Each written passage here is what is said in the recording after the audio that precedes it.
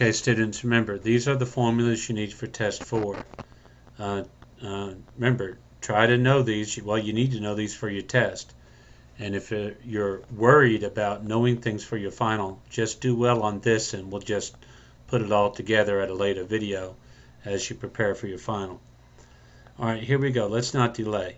Now remember, lesson 13 was about the quadratic. Okay? So this is a general form of a quadratic. You know, if we need to write over here f of x, that's fine. Don't forget there was another form. Remember the vertex form? Okay? So that's essentially it. Now, what else do you need to know? Well, if we're trying to find the vertex and we're given this form, right? Here the vertex is just h comma k. So that's pretty easy.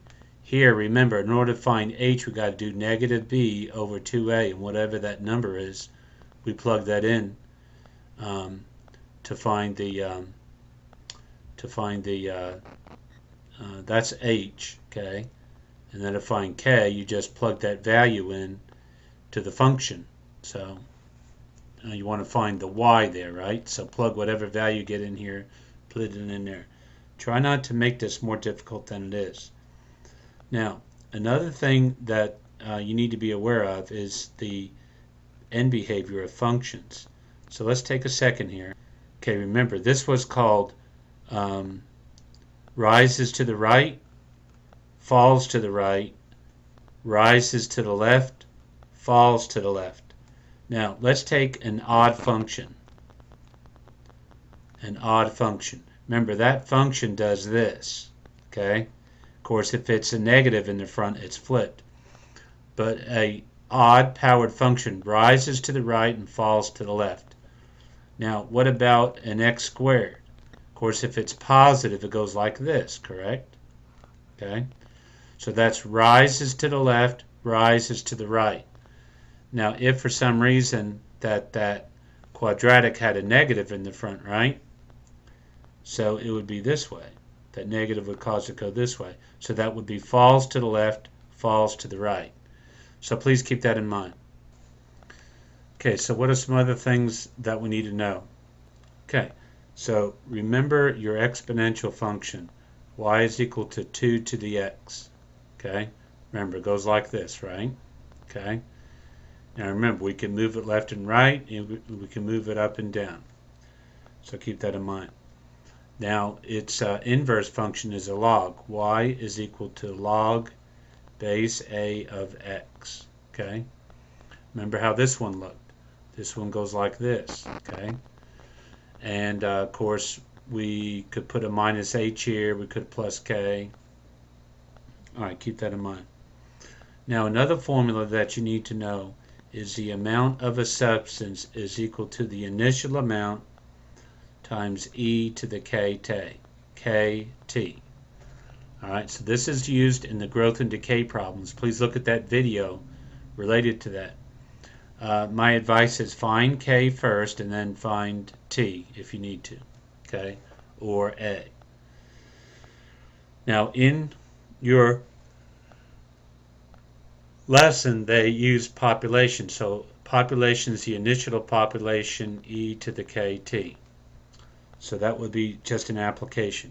But if you will just know this, a is amount, you know, it kind of looks like, well, it looks like this formula here. Let's use a different color.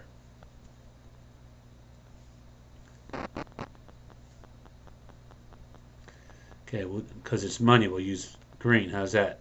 So A equals P R to the T. Now what is this? This is continuous compound interest. Remember, P stands for the money you're putting in there. R is the interest rate as a decimal, right? T is the time, normally in years, and A is your final amount of money. Okay? Now, what is that other formula that you need to know? Basically, it's this. A is equal to P times 1 plus R over N to the NT. Now, that may be the hardest problem, you know, the hardest formula that you need to know. Okay? But if you'll just practice using it, you should know it. So remember, what is this? This is the money we're putting in there. R is the interest rate. If it's 1%, you're going to put 0.01 in there. Remember N. If it's quarterly, it's 4. If it's monthly, it's 12. Okay? And then a T is the time in years. Okay, so if you'll just do a couple problems, I think you'll be able to get that. Last but not least, I'm just doing this here just to, help you out.